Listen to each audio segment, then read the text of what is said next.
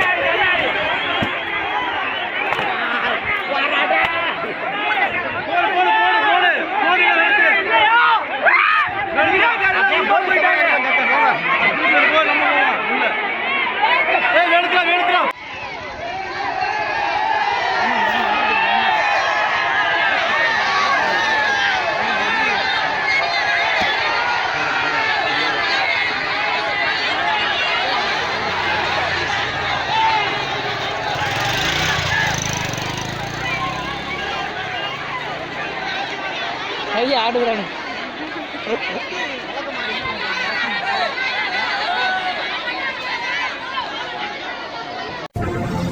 தினமும் உங்களது மாவட்ட செய்திகளை வாட்ஸ்அப் மூலம் உங்களது மொபைலில் தெரிந்து கொள்ள 9442879388 என்ற எண்ணிற்கு உங்கள் மாவட்டத்தின் பெயரை வாட்ஸ்அப் மூலம் அனுப்புங்கள். மேலும் உங்கள் மாவட்ட முக்கிய நிகழ்வுகள், செய்திகள், விளம்பரங்கள் எங்களது தினசரி செய்திகளில் இடம்பெற வாட்ஸ்அப் மற்றும் news@mrchenews.com என்ற இமெயில் மூலம் எங்களுக்கு அனுப்பி ஆதரவு தாருங்கள். மேலும் செய்திகளை உடனுக்குடன் தெரிந்து கொள்ள எங்களது www.mrchenews.com என்ற இணையதளத்தை பார்வையிடுங்கள். நன்றி, வணக்கம்.